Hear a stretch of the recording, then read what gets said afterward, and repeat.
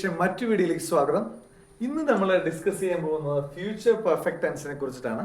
അപ്പോൾ നമ്മൾ ഫ്യൂച്ചറിൽ നമുക്കറിയാം 4 ടെൻസ് ഉണ്ട്: simple future, future continuous, future perfect and future perfect continuous tense. Today we are going to discuss about future perfect tense.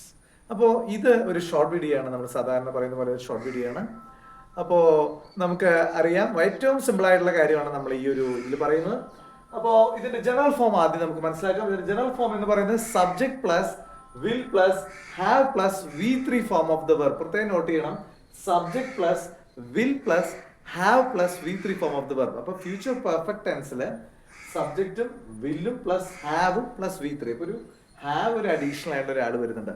ഇവിടെ V3 ആണ് ഉപയോഗിക്കുന്നത്. മറ്റു ടെൻസുകളിൽ നിന്ന് വ്യത്യസ്തമായിട്ട് ഇവിടെ will have plus V3 form of the verb. V3 എന്ന് പറയുന്നത് third form of the verb. ഇപ്പൊ ഗോ ആണെങ്കിൽ ഗോ, വെന്റ്, ഗോൺ.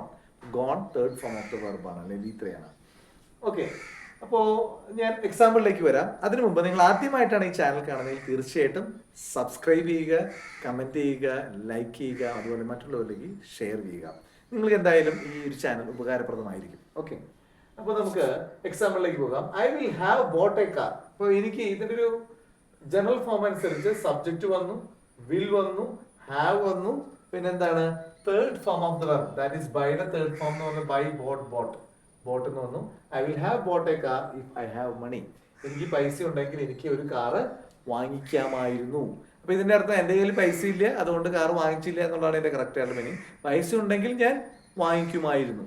ഓക്കെ, ഇതിന്റെ ഈ ഒരു ഭാഗം എന്ന് പറയുന്നത് സിമ്പിൾ പ്രസന്റ് ടെൻസ് ആണ്. ഓക്കെ, ഇത് നമുക്ക് എങ്ങനെ ഒരു ക്വസ്റ്റ്യൻ ചോദിക്കാം. നിന്റെ കയ്യിൽ പൈസ ഉണ്ടെങ്കിൽ നീ ഒരു കാർ വാങ്ങിക്കുമോ? Will you have bought a car if you have money? നിന്റെ കയ്യിൽ പൈസ ഉണ്ടെങ്കിൽ നീ ഒരു കാർ വാങ്ങിക്കും. അപ്പൊ അതിന് എനിക്ക് ആൻസർ എസും നോയും പറയാം. എസ് ഐ വിൽ സ്പീക്കിംഗിലാണെങ്കിൽ അത്രയും പറഞ്ഞാൽ മതി. എസ് ഐ വിൽ സ്പീക്കിംഗ് ഇംഗ്ലീഷിലാണെങ്കിൽ. പക്ഷെ നമ്മൾ സെന്റൻസ് എഴുതുമ്പോൾ എന്ത് വേണം? അതുകൊണ്ടാണ് ഞാൻ ഡിക്റ്റോ ഇട്ട് കൊടുത്തത്. S I will have bought a car if I have money.